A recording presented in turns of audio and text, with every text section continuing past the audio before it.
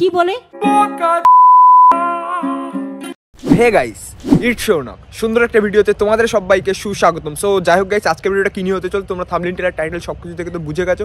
So আজকের ভিডিওটা হতে চলেছে মেন্টাল, যে এখন বাংলা যে একটা সিনেমা বা মুভি যা বলো তাই নিয়ে যে সিনেমা মুভি তাই নিয়ে যে এই যে কি একখান গান বানাইছে, এটা তো সবার শোনা। এর যে আইটেম সং, এর একটা এই মেন্টাল সিনেমার যে একটা আইটেম সংটা মানে থাম্বনেল টেলার টাইটেল দেখতে বুঝে গেছে আমি কোন সঙের কথা বলছি, বোকা সোডা।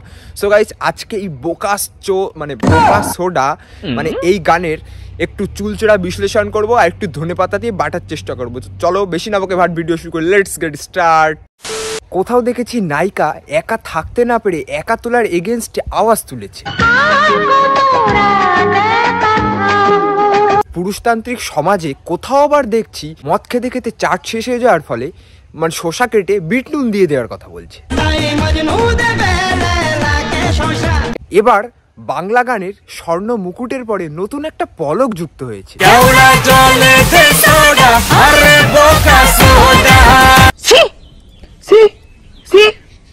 প্রথম ধাক্কায় আমিও ভাবলাম যে আমার কান হয়তো ভুল শুনছে, তারপরে ভাবলাম না, এটা তো কানের দোষ না, এটা গানের দোষ। ঠিক বলেছো।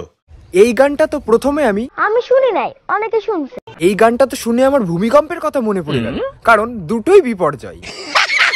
আর এই গানটা আমি আবার দুইজনকে শোনালাম, তারা তো গান শুনেই ভাই দে দৌড়, ভাই মান এবং সম্মান।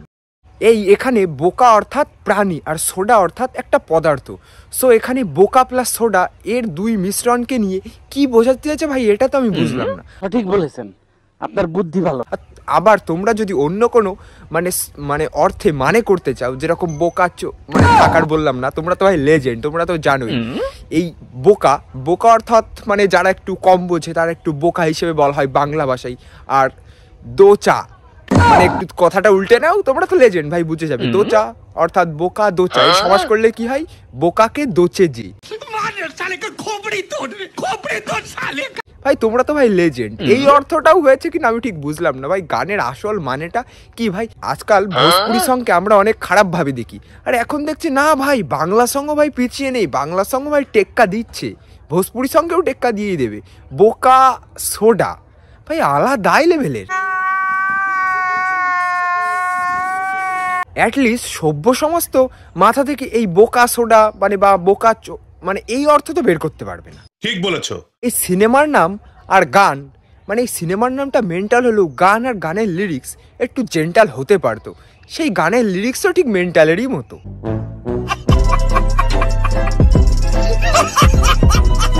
আর জীবনে ভাই কত কিছুই দেখতে হবে, তুমি আমারে উঠায় নাও, কত কিছুই যে দেখতে হবে জীবনে।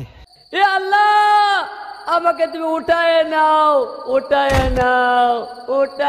এই গানের লেখক যে কি খেয়ে এই গানটা লিখেছে সেটা শুধু তার পক্ষেই বলা সম্ভব ভাই, আমাদের পক্ষে একটা সাধারণ মানুষের পক্ষে এটা কখনো বলা সম্ভব না।